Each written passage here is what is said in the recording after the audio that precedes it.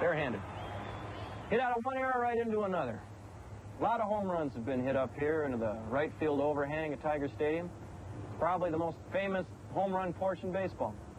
From home plate to right here, it's 310 feet. The upper deck, when it was built, actually extends over the lower grandstand on the one side and over the street on the other side. So what you have is a very short home run porch to the upper deck in right field, and a building that actually overhangs the street behind it. And again, this was a consequence of the attempt to maximize seating capacity on a finite site. This is a very novel solution and is part of what gives Tiger Stadium its unique characteristics. The late 40s and early 50s saw the emergence of two new superstars at Tiger Stadium, third baseman George Kell and right fielder Al Kaline. This is important, that the people be a part of the game. I like for the people to be right on time. I like to hear the people.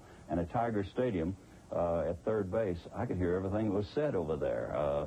One day, Hal Newhouser was pitching, one of the great pitchers here, and he was being rocked real good for the Boston club. And he came over to back up third base, and some fan was getting on him real good, and and I said, hey, hang in there, Hal, don't worry about that guy. And I heard the guy say, you're not doing too good yourself, Kel. So you could hear everything. I like that.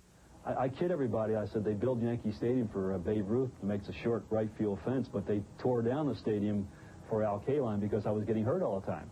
They had a very low wall right next to the foul line in right field. They were about knee-high, and I'm running after a fly ball looking up, and all of a sudden I hit the wall and tumble into the stands.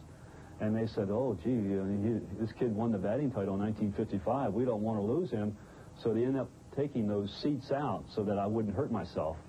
And that's why they call it Kaline's Corner, because they altered the stadium to round the stands out instead of having them come straight down the foul line.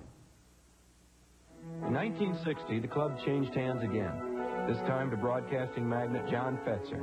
Fetzer renamed the ballpark Tiger Stadium in 1961, and by the mid-60s, the Tigers were back in contention again. 68 was a great season in Detroit because the season before the Tigers had come very close.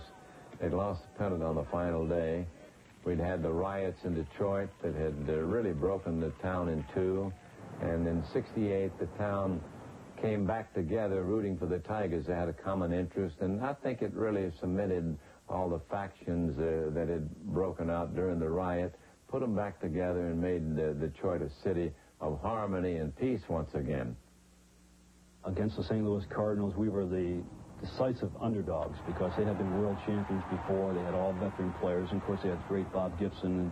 And we weren't given a great big chance of winning, but the enthusiasm of the Tiger fans, I think I remember that most, the way they came to the ballpark and trying to encourage their hometown heroes, even knowing that we didn't have much of a chance to win. You name me any other city in America that's been through the trials and the tribulations, the unemployment problems that this city has, because this is the nature of this city. It's an industrial town, automotive town. They have layoffs, and they live and they die with automobiles. And they've had so many bad years in the last 20 with automobiles and in employment. But yet they keep flocking to Tiger Stadium, and we say, well, they won't draw as well next year. We can't. We have 20% unemployment in this city, and at times 25. But they still come to Tiger Stadium. It is, without a doubt, one of the great sports cities of America. There are seats right behind home plate that hang over the on-deck batter's box. That's the closest seat in baseball. You can literally sit there, look over the catcher's shoulder. You could take your gum out of your mouth and just flick it and hit the on-deck hitter on the head. You're practically directly over the batter's box so that you can see the player move, the hitter moving his feet in the batter's box. You can see him changing his stance from pitch to pitch. Wonderful sense of changing speeds from the good seats in Tiger Stadium. When you see Jack Morris throw a fastball followed by a split-finger fastball going 20 miles an hour slower, you can understand that you cannot hit a good changeup. Your neurons won't allow you to. When you're timed to that faster pitch, you physically cannot change your timing.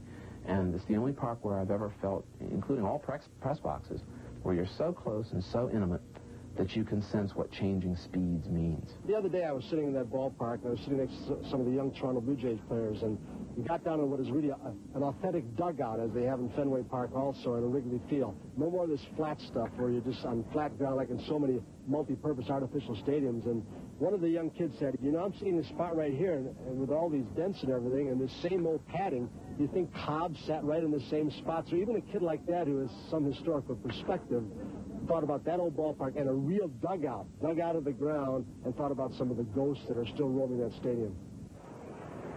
There's a sense of some of the old ghosts that played here. A lot of the older ball players, you could see where they hit balls and see what they had done in their careers in these certain parks. And there's a lot of charm and individuality in some of these ballparks, whereas in some of the National League parks, they're all pretty much the same. And there's no little idiosyncrasies in the alleys or little things in the walls that you have to be careful of.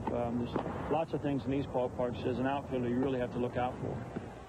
Being a player, there's nothing like playing in the old ballparks. The backgrounds are all great, and there's some history to it. The fields are all different. Now you see all the new ballparks. They're all 330 down the line, all 400 center field. They're all made the same, so you play one ballpark, you play them all. Modern is great, but we still need a touch of the old times.